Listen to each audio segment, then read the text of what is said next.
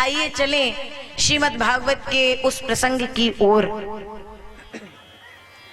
जो अनंत काल से और अनंत काल तक हर जीव मात्र के मानस पटल पर रहेगा। जब जब भगवत मित्रता की बात आएगी तो कृष्ण और सुदामा का नाम सबसे प्रथम आएगा। सुखदेव जी कहते, परीक्षित, कृष्णस्यासीद सखा कच्चिद ब्राह्मणो ब्रह्मवित्तमः। भगवान के जो मित्र हैं ब्राह्मण विप्र वर्ग, और कैसे हैं? विरक्त इंद्रियार्थेषु, विरक्त हैं, इंद्रियों को जीत चुके हैं, और प्रशांत आत्मा जितेंद्रियः, सदैव विपरीत परिस्थितियों में भी प्रसन्न रहने वाले हैं। नाम है श्री सुदामा। भगवान के परम मित्र, परम सखा, ये बचपन के मित्र हैं। हमारे पास में जरा सा कहीं हमसे उच्च श्रेणी के किसी व्यक्ति की और हमारी मित्रता हो जाती है तो हमारे हृदय में, आज के मनुष्य के हृदय में, उस सामने वाले मित्र से क्या लाभ लिया जाए। उसके पास में सब कुछ है, सामर्थ्य है, तो मैं उससे क्या लाभ ले सकता हूं? हर व्यक्ति तुरंत यही विचार करता है। लेकिन सुदामा का नाम इसीलिए मित्रता में सर्वोपरि है कि सबको देने वाला, समस्त ब्रह्मांडों को देने वाला कृष्ण सुदामा का परम मित्र है। लेकिन उसके बाद भी श्री सुदामा ने कभी कृष्ण से कोई लालसा नहीं रखी, कोई मांग नहीं रखी। और हमारे आपके जीवन में कष्ट के, दुख के कुछ क्षण आते हैं तो हम विह्वल हो जाते हैं, विकल हो जाते हैं। और सुदामा का तो पूरा का पूरा जीवन ही दुखों से भरा पड़ा है। उसके बाद भी हमारे श्री सुदामा जी महाराज कृष्ण का नाम लेना नहीं छोड़ते हैं। हर पल, हर क्षण श्री कृष्ण गोविंद हरे मुरारे, हे नाथ नारायण वासुदेवा। बस यही भजन चलता रहता है, चलता रहता है। एक दिन पत्नी सुशीला भी सच में ऐसी पत्नी है कि कोई घर की अव्यवस्था के बारे में सुदामा जी को पता ना चले, ऐसा सोच करके सुशीला सुदामा को कुछ भी नहीं बताती है, क्योंकि अगर मैं बताऊंगी तो इनके भजन में विघ्न पड़ेगा। ये भोजन, ये पानी, ये समस्त व्यवस्थाएं तो कभी भी हो सकती हैं।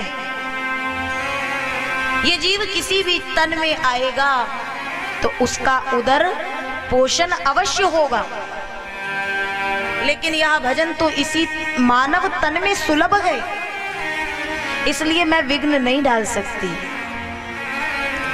देखिए, लेकिन एक दिन बच्चे भूख से विकल हो रहे हैं, बारंबार माँ के पास आते हैं, कुछ नहीं है, कोई सामग्री नहीं है। जब तक बन पड़ा, सुशीला ने बहुत संभाला, लेकिन जब स्वयं से नहीं संभाला गया तो पतिदेव के पास गई। देखिए ना, बालक भूख से विकल हो रहे हैं, मुझे थोड़ा भय लग रहा है, डर लग रहा है, कहीं कुछ अनहोनी ना हो जाए, कुछ कृपा करिए। सदा की तरह सुदामा ने केवल एक शब्द कहा, मेरा वो सावलिया सरकार सब सही करेगा, मेरा ठाकुर सब ठीक करेगा। और जो भगवान का भक्त है ना, वो यही कहता है, भगवान ठीक करेगा, धैर्य रखो, धीरज रखो। आज सुदामा ने वैसे ही कहा, पत्नी ने कहा, मैं आपसे ये बात ना कहती, लेकिन ऐसी ऐसी स्थिति है, इसलिए कुछ करो ना। आप ही तो कहते हो कि आपका सावल सरकार आपका परम मित्र है और द्वारिकाधीश भी है, और यदि वो परम मित्र द्वारिकाधीश आपको जानते हैं, परम मित्र हैं, पहचानते होंगे, एक बार चले जाइए, एक बार उनके समक्ष जाइए ना। सुदामा ने कहा, सुशीला, मैं ये भोजन के लिए, ये अन्न और जल के लिए मैं गोविंद के पास जाऊं?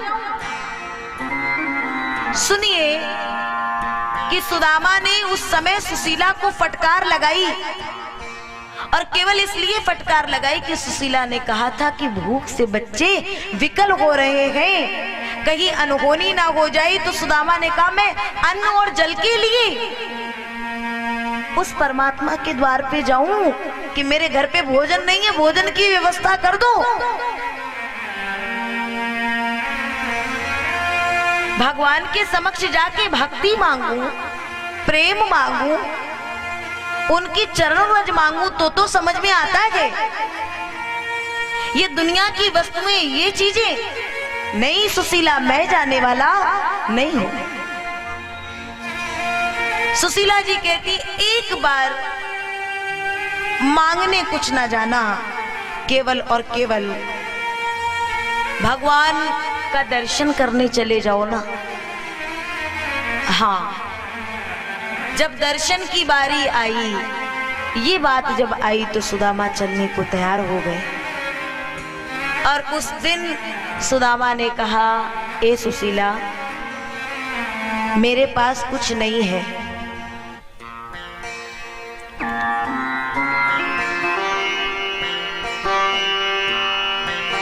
मेरे पास कुछ भी नहीं है, कोई सामग्री नहीं है, कोई वस्तु नहीं है। आज मुझे कुछ पल अपनी गरीबी पर थोड़ा कष्ट हो रहा है, दुख हो रहा है, और वो भी किसके लिए? भगवान के द्वार पर ले जाने के लिए कुछ नहीं है। और हम रोते हैं कि भगवान दुनिया को दिखाने के लिए मेरे पास कुछ नहीं है, और सुदामा जैसा मित्र रोता है कि प्रभु आपको देने के लिए मेरे पास कुछ नहीं है। कैसे जाऊंगा खाली हाथ? सुशीला गई है 5 घरों से कुछ भिक्षा लेकर के आई है, और अलग अलग घर के वो चावल के छोटे छोटे से दाने एक पोटली में बांधी और सुदामा जी को दे दी। और सुदामा जब चले श्याम सुंदर से मिलने सुदामा, गाते हुए मन में हरे कृष्ण रामा। बस यही गाते हुए वो सुदामा चले। उस समय सुदामा का वह भाव हम कहां से लाएं? क्योंकि अंतर में वो भाव होगा तो वो बाहर प्रदर्शित हो जाएगा। सुदामा चल तो दिया, लेकिन सुशीला भगवान से प्रार्थना करती है, हे गोविंद, ये आ रहे हैं आपके द्वार तक, इन्हें निर्विघ्न अपने द्वार तक बुला लेना और हमारी इस जीवन नैया को थोड़ा पार लगा देना।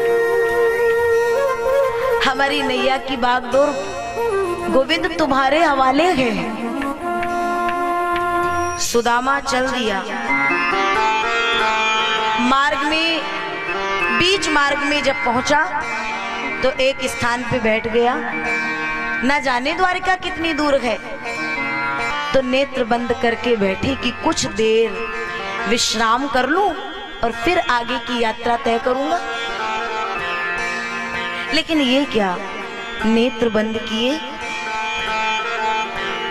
पता ही नहीं चला कहां गए। नेत्र खोले तो सामने बड़े बड़े राजप्रासाद, बड़ी बड़ी अट्टालिकाएं। सुदामा भ्रमित हो गया, ये क्या है। सामने से कोई गुजरा, ए भैया मुझे द्वारिका जाना है, मैं कहां पहुंच गया पता नहीं, द्वारिका कितनी दूर है। पंडित जी आप बोल रहे हो ये द्वारिका ही है। भगवान हमारे संग में कब होकर के और हमें हमारे लक्ष्य तक पहुंचा देते कुछ पता नहीं है। सुदामा को विश्वास नहीं हुआ। सुदामा ने औरों से पूछा, भैया द्वारिका कहाँ गए, शायद ये गलत बोल रहे हो। सबने बताया, हाँ पंडित जी द्वारिका यही है। और सुदामा ने सुना तो आगे गए। कृष्ण कृष्ण कृष्ण कहते हुए सुदामा जब चला, एक स्थान पर कुछ लोग बैठे थे। सुदामा ने कहा, भैया मेरा मित्र, मुझे अपने मित्र के पास जाना है, क्या आपको उनका पता मालूम है। कौन है पंडित जी आपके मित्र, पता बताओ हम बताते हैं। अरे बहुत बड़ा पता है। कौन, आपकी द्वारिका का राजा है, द्वारिकाधीश है, मेरा वही कनुआ, वही कृष्ण द्वारिकाधीश। सुदामा जी ने जैसे ही ये बात कही, लोगों ने एक दूसरे की ओर देखा और व्यंग से सुदामा की हंसी करने लगे। अरे सुनते हो, अरे देखो देखो भाई, हमारी द्वारिकाधीश के ये मित्र आए हैं, इन्हें देखो तो जरा, इनकी दशा देखो। संतों ने कहा, यही तो तुम्हारी भूल है, कुछ दशा अनोखी उनकी बतलाते हैं जो मेरे मनमोहन के प्रेमी कहते हैं। उनकी दशा कुछ ऐसी ही होती है, लेकिन साधारण जन कहां समझ पाएंगे। अरे पंडित जी झूठ बोलते हुए लाज नहीं आती, ये द्वारिकाधीश आपके मित्र गए। सुदामा कांप गया, आगे बढ़ा, जैसे तैसे राज्य के द्वार पे पहुंचा। द्वारपाल विराजे थे, अपना परिचय दे दिया।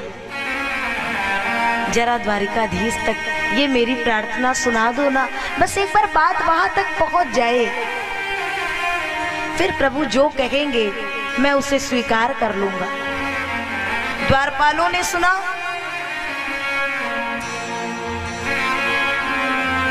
दौड़ के चले। द्वारपाल दौड़ के गए, लेकिन उतनी ही दौड़ के वापस नहीं लौट रहे हैं। शीघ्रता से गए, आने में बड़ी देर लग रही है। सुदामा को लगा इतने बड़े बड़े ऊंचे ऊंचे महल। ए सुदामा, कहां तेरी ये फटी दुपट्टी और ये स्वरूप। कहीं द्वारिकाधीश ने कह दिया मैं नहीं जानता सुदामा को, तो सुदामा कहीं वो जो पीछे लोग मिले थे उनका कहा सच ना हो जाए। और द्वारपाल भीतर गए, भगवान को बताते हैं, शीस पगाना जगा तन पे, प्रभु जाने को बसो के ही ग्रामा। पता नहीं कहां से आए हैं और कैसा स्वरूप है। ये धोती फटी सी लटी दुपटी अरुपाय उपानः की नहीं श्यामा। खुल के बोलो ना। तो द्वारपाल कहते हैं द्वार खड़ो द्विज दुर्बले, द्वार खड़ो द्विज दुर्बले, रहो चची सो वसुधा अभिरामा। पूछत दयाल को धाम बतावत आपन नाम सुदामा। पूछत दयाल को धाम बतावत आपन नाम सुदामा। सुदामा सुदामा आए हैं।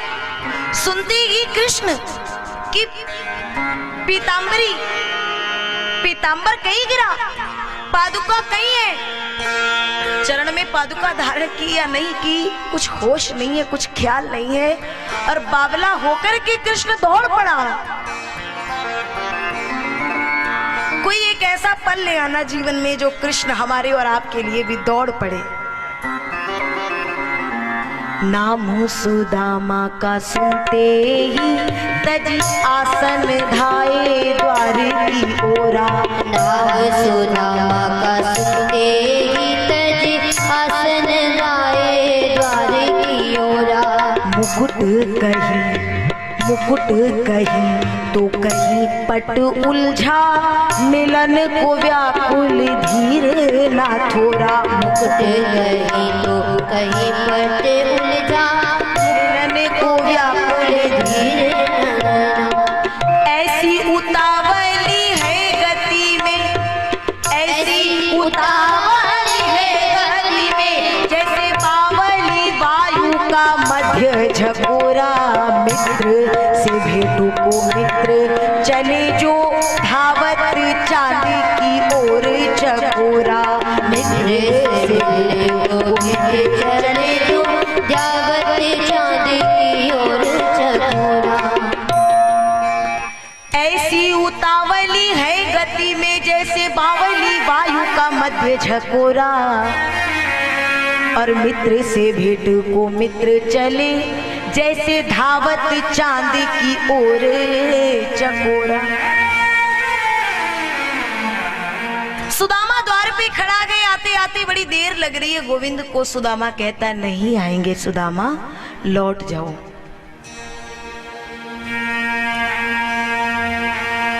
तुमसे भूल हुई है सुदामा, ये द्वारिकाधीश नहीं आएगा। और इतना सोच करके जैसे ही सुदामा ने पांव मोड़े, चरण को जरा सा इधर घुमाए, भगवान उधर से कभी द्वारपालों कभी दासियों से टकराते हुए भगवान दौड़ते भागते हुए आ रहे हैं। और द्वार पे आए तो वहां जो सैनिक हैं उनसे कहते भैया कहां गए मित्र मेरे, कहां गए? कौन? सुदामा। प्रभु वो विप्रवर तो चले गए हैं। चले गए कहां?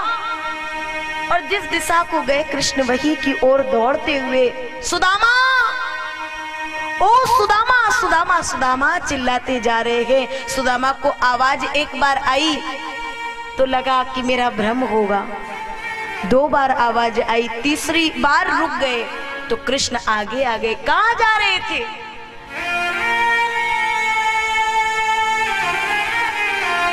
सुदामा ने देखा प्रभु। कृष्ण कहते कहां जा रहे थे? एक तो इतने दिनों बाद आए हो और यूं ही चले जा रहे हो। सुदामा ने कहा मुझे लगा आप ना आए। भगवान ने सुदामा को हृदय से लगा लिया और तब देवता कहते हैं नहीं दीन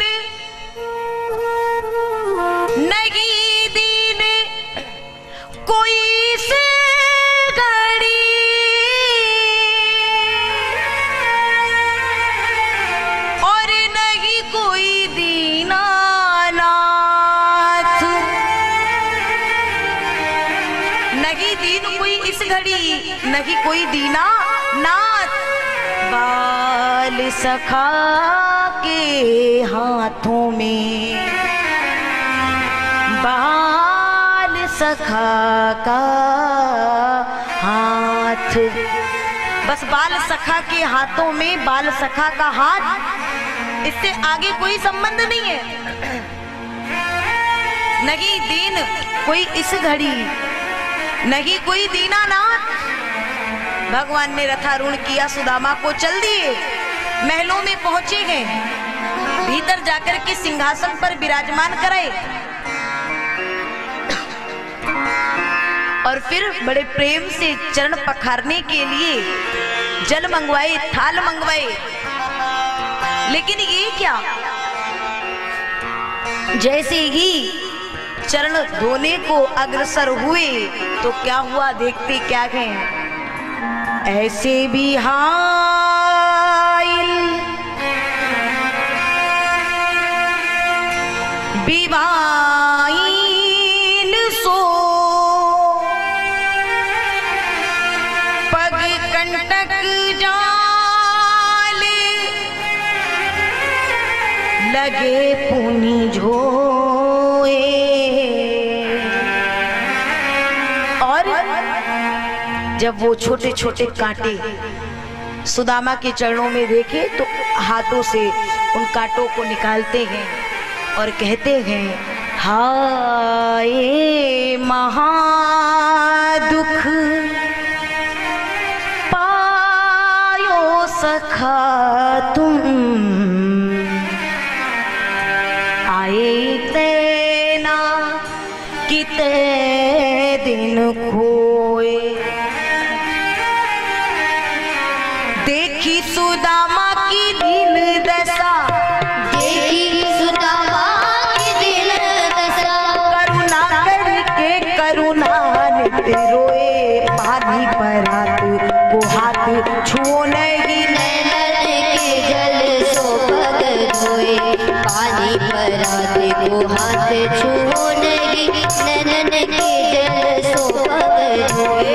नैनन के जल सो पग धोए, नैनन के जल सो पग धोए। भगवान ने चरणों को पखारा और उसके पश्चात बढ़िया सुंदर सुदामा जी को स्नान कराया गया और महलों में आसन दिया गया। सुदामा बड़ी दूर चल के आए हो, थोड़ा कुछ विश्राम कर लो, मैं आता हूँ। अब सुदामा महलों में बैठा बैठा सोच रहा है, अपनी वो पोटली को देखता और बार बार महलों को देखता कि ये 4 चावल के दाने इन महलों में कहां, किस कोने में चले जाएंगे पता नहीं चलेगा। सुदामा कैसे दे पाएगा कृष्ण को, और इतने में ही भगवान आ गए। सुदामा और भगवान को देखते ही तुरंत पोटली पीछे दबा ली। अब मित्र और मित्र की वार्ता प्रारंभ हुई। सुदामा मेरे लिए आए हो तो खाली हाथ आए हो, कुछ लेके नहीं आए। हाँ प्रभु भूल गया लेके नहीं आया। सुदामा को लगा प्रभु क्या सोचेंगे, इस पोटली को देखेंगे तो भूल गया प्रभु, अरे मेरा मित्र भूल जाए, ऐसा हो नहीं सकता। क्या लाए हो? अब सुदामा और उस पोटली को दबाने लगे। भगवान कहते हैं सुदामा दो ना, मैं भी तो देखूं मेरा मित्र क्या लाया है। और जैसे ही भगवान ने पीछे से पोटली निकाली, वो पोटली भी किसी एक वस्त्र से बांधी नहीं गई थी, उसमें भी बहुत प्रकार के वस्त्र सिए गए थे। पहली तो वो गरीबी वहां से दिख ली, और फिर जो चावल के दाने 5 अलग अलग घरों के, भगवान के नेत्रों से झरझर आंसुओं की धार बही और भगवान ने फिर देना प्रारंभ किया। उतने में ही सत्यभामा और रुक्मणी मैया आ गई। और भगवान ने दिया क्या? पहली मुट्ठी लेते प्रभु ने वो स्वर्ग सुदामा के नाम किया है। दे दिया, गरीबी अभी से दूर हो गई, स्वर्ग दे दिया। और फिर दूसरी मुट्ठी में पृथ्वी लोक का वैभव मित्र को दान किया है। पृथ्वी का जितना वैभव है वो दे दिया। और तीसरी मुट्ठी में देने लगे, तीसरी मुट्ठी में देने लगी जो बैकुंठ तो लक्ष्मी ने रोक लिया है। माँ लक्ष्मी, माँ रुक्मिणी दौड़ के आई, गोविंद क्या कर रहे हो? दो लोग ये तो दे चुके, ये अपना निवास दे दोगे क्या? तीसरी मुट्ठी में देने लगी जो बैकुंठ तो लक्ष्मी ने रोक लिया है। और कहा अपना निवास भी दान में दे रहा, कैसा दानी ये मेरा पिया है। और इतना कह करके रुक्मिणी मैया ने कहा ब्राह्मण के घर का प्रसाद हमें भी मिलना चाहिए, और लेकर के स्वयं पाने लगी। सत्यभामा रुक्मिणी वार्ता हुई, भेंट हुई, स्नेह की धार बढ़ी और सुदामा ने विदाई ली। तो एक भी बार भगवान से बताया नहीं कि मेरे घर में क्या स्थिति है। और हम तो साक्षात नहीं, ये मूर्ति के सामने भी जाते हैं तो अपनी इच्छाओं की बड़ी लंबी लिस्ट प्रस्तुत कर देते हैं।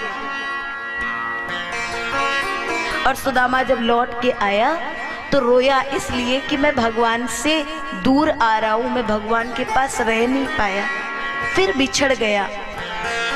और जब लौट के आए तो पर्णकुटी नहीं मिली, वहां तो महल, दो महले, बड़ी बड़ी अटारियां गए। लोगों से पूछा ये कौन सी नगरी है? लोगों ने बताया सुदामा पुरी। एक घर के लिए, एक कक्ष के लिए हम विचार करते हैं, और वहां तो पूरी की पूरी नगरी ही दे दी। ये भगवान की कृपा है।